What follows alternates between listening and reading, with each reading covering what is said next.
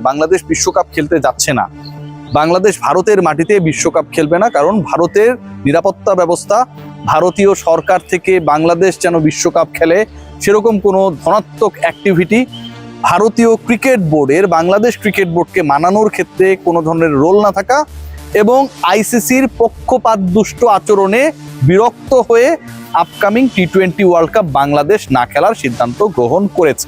আমি যে কথাগুলো বললাম, আজকে যে ব্রিফিংটা হয়েছে সেই ব্রিফিংয়ের সারমর্ম এটাই, এবং এর মাধ্যমে বাংলাদেশ তাদের ক্রিকেট ইতিহাসে প্রথমবারের মতো, মানে ওয়ার্ল্ড কাপগুলো তো বাংলাদেশ হচ্ছে মোটামুটি টি-20 ফরম্যাটে সবগুলোতেই খেলেছে, এবং 99 ওয়ার্ল্ড কাপের পর থেকে ওয়ানডে ওয়ার্ল্ড কাপ যতগুলো হয়েছে সেগুলোতেও বাংলাদেশের প্রতিনিধিত্ব ছিল। বাংলাদেশ প্রথমবারের মতো ওয়ার্ল্ড কাপে কোয়ালিফাই করার পর এবং 99 সালের পর গত 27 বছরের মধ্যে বাংলাদেশ প্রত্যেকটা ওয়ার্ল্ড কাপ খেলা একটা নেশন, তারা ডিসাইড করলো যে তারা আপকামিং ওয়ার্ল্ড কাপে অংশগ্রহণ করবেন না। প্লেয়ারদের সাথে আজকে মিটিং ছিল, প্রশ্ন ছিল এই মিটিংটা আজকে কেন। ঘটনা ঘটেছিল জানুয়ারি মাসের 4 তারিখে, আজকে 22 জানুয়ারি, এবং এই যে ইন বিটুইন 18 ডেজ, এই 18 দিনে ক্রীড়া উপদেষ্টা, বাংলাদেশ ক্রিকেট বোর্ড বাংলাদেশের কন্ট্রাক্টেড ক্রিকেটারদের সাথে একটা বারের জন্য বিশ্বকাপ ইস্যুতে বসেন নাই। আজকে যখন ওই প্রেস ব্রিফিং চলছিল, বলা হলো, আসিফ নজরুল স্যার বললেন যে বিসিবির সাথে ক্রিকেটারদের যোগাযোগ সবসময় ছিল, তিনি হয়তো সেভাবেই জেনেছেন, সেটাই তিনি বলেছেন যে বাংলাদেশ ক্রিকেট বোর্ড তাকে জানিয়েছে আমাদের সাথে যোগাযোগ রয়েছে, কিন্তু ক্রিকেটারদের সাথে বাংলাদেশ ক্রিকেট বোর্ড কোনো মিনিমাম কমিউনিকেশনস রাখে নাই রিগার্ডিং দিস ইস্যু। আমি বলছি না ভারতে যেই ক্রিকেট খেলতে হবে, মুস্তাফিজ অপমানিত হয়েছে, আমাদের ডিগনিটিকে ছোট করা হয়েছে, কিন্তু আমি যখন জানি আমি ইন্ডিয়া গিয়ে ওয়ার্ল্ড কাপ খেলবো না, এবং আমি যখন জানি আমি ওয়ার্ল্ড কাপ খেলতে চাই এবং সেটা বিকল্প কোনো একটা ভেন্যুতে, তখন ওই বিকল্প ভেন্যুতে আমি ওয়ার্ল্ড কাপ খেলার জন্য যে কূটনৈতিক তৎপরতা, যে ডিপ্লোম্যাটিক চ্যানেলগুলো মেনটেন করার কথা, সেই জায়গায় যে আমি ফেইল করেছি। আমি শুধুমাত্র একটা ভোট পেয়েছি, সেটা পাকিস্তানের কাছ থেকে, যেই পাকিস্তান বাংলাদেশের জায়গায় নামিবিয়া, সাইবেরিয়া হলেও আসলে ভোটটা ভারতের বিপক্ষেই দিত। সেই ভোট নিয়ে আজকে আমাকে সন্তুষ্ট থাকতে হয়েছে। বাংলাদেশ ক্রিকেট বোর্ড ডিপ্লোম্যাটিক জায়গায় যে ফেইল করেছে, আজকের এই ঘটনা সেটাকে প্রমাণ করে দেয়, এবং এটার কারণে ভারতের মাটিতে আমরা ওয়ার্ল্ড কাপ খেলবো না। আমিও এই স্ট্যান্ডকে সাপোর্ট করি, কিন্তু এই ফেইলিওরের কারণে শ্রীলঙ্কায় গিয়ে অন্তত আমাদের বিশ্বকাপ খেলার ভাগ্যটা সুপ্রসন্ন হলো না। শ্রীলঙ্কাও জানিয়ে দিল যে বাংলাদেশের সাথে যদি তার গ্রুপ চেঞ্জ হয় বা বাংলাদেশ যদি সেই বি গ্রুপে চলে যায়, তাতে তাদের আপত্তি রয়েছে। খুব ভালো হয়েছে। খেয়াল করে দেখুন, ইন্টারেস্টিং কিছু ফ্যাক্ট আপনাদের সাথে শেয়ার করি।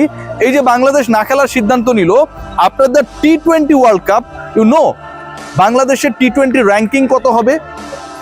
টি-20 র্যাঙ্কিং হবে 21, 21তম টি-20 দল হিসাবে বাংলাদেশের র্যাঙ্কিংটা হবে।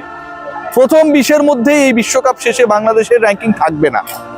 আবারও বলছি, ভারতের মাটিতে আমরা খেলবো না। I support this stand, but একই সাথে এটাও বলছি যে আমি যে ভারতের বিকল্প হিসেবে অন্য দেশে খেলবো, সেই কূটনৈতিক তৎপরতায় আমি ফেইল করেছি।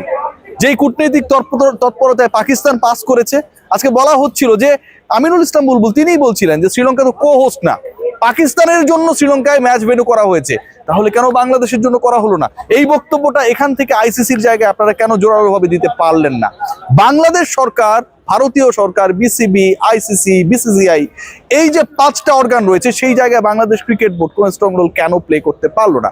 এই দায় তো পুরোপুরি ক্রিকেট বোর্ডের।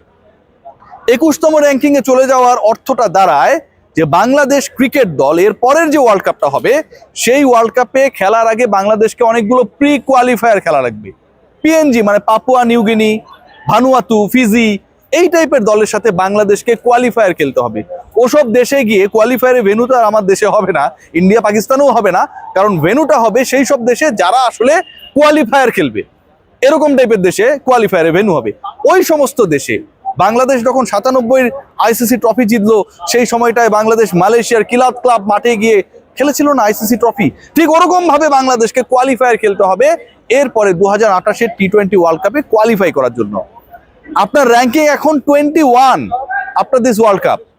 বাংলাদেশ ক্রিকেট বোর্ড সরকারের উপর দায় চাপায়, আইসিসির উপর দায় চাপায়, বিসিসিআই এর উপর দায় চাপায়, কিন্তু নিজেরা যেই দায়টা নেয়ার কথা সেই দায়ের জায়গায় তারা প্রপার কোনো রোল প্লে করে না, করতে ব্যর্থ।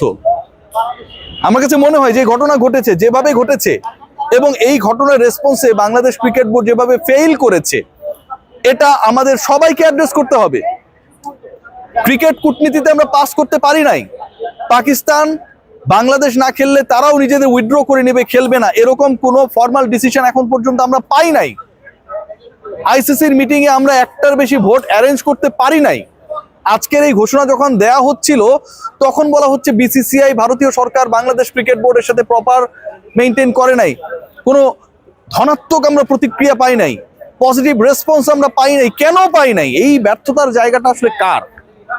বাংলাদেশ ক্রিকেট বোর্ড, এই যে ভারতীয় ক্রিকেট বোর্ডের কথা বলা হচ্ছে, দেখুন আমি কিছু ইন্টারেস্টিং ফ্যাক্ট আপনাদের সাথে শেয়ার করি, আমাকে আপনারা অনেকেই গালি দিতে পারেন।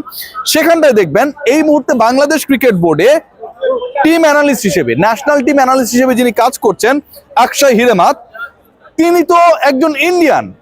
আপনাদের যদি এত যাত্রাভিমান কাজ করে, মুস্তাফিজের সাথে যা করা হয়েছে পুরো জাতি এটাতে একমত, তাহলে এই অক্ষয় হিরেমাতকে আমি ডলার দিয়ে বাংলাদেশ ক্রিকেট বোর্ডের এক্সিস্টিং ইনফরমেশন অ্যানালিস্ট কিংবা মানে কি বলবো টিম অ্যানালিস্টের দায়িত্বে কেন রাখবো? আমিনুল ইসলাম বুলবুল একদিকে বলছে আমরা ইন্ডিয়াকে পছন্দ করি না, যাব না, সিকিউরিটি থ্রেট রয়েছে, তারা আমাদের সাথে এটা করেছে ওটা করেছে।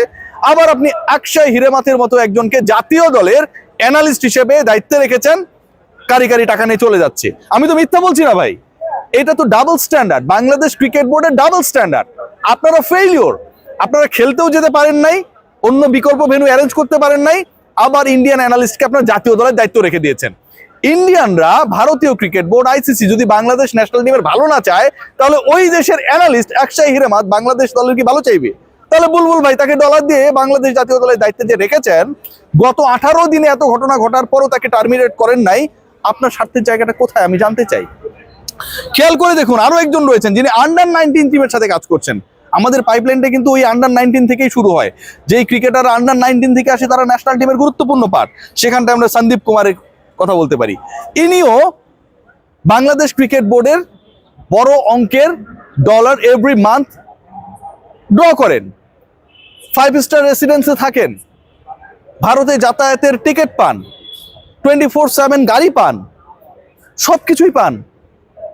সো বাংলাদেশ ক্রিকেট বোর্ডের স্ট্যান্ডার্ডটা কি? তারা কি করতে চায়? পাকিস্তান তাদের সাথে নেই, ভারতীয়দের আমরা পছন্দ করি না, ভালো কথা, ভারতে আমরা যাবো না, ভালো কথা, আমরা কোনো বিকল্প ভেন্যু অ্যারেঞ্জ করতে পারলাম না, একটার বেশি ভোট পেলাম না, খারাপ কথা, আমরা আবার ওই ইন্ডিয়ান অ্যানালিস্টদেরকে বাংলাদেশ দলের সকল দায়িত্ব দিয়ে রাখছি। এটা কেমন কথা ভাই? এটা তো আসলে আপনাদের সেই স্ট্যান্ডার্ডের সাথে, আপনাদের সেই বোল্ডনেসের সাথে যায় না। বাংলাদেশ শেষ পর্যন্ত যাচ্ছে না, এবং বাংলাদেশের টি-20 র্যাঙ্কিং 21তম হবে বিশ্বকাপ শেষে। পরবর্তী বিশ্বকাপে বাংলাদেশকে খেলতে হলে ভানুয়াতু, ফিজি, পাপুয়া নিউগিনি, চাদ, মালে, এই যে দেশগুলোর কথা বললাম, কঙ্গো প্রজাতন্ত্র, এই টাইপের কিছু কিছু দেশে বাংলাদেশকে যাওয়া লাগবে।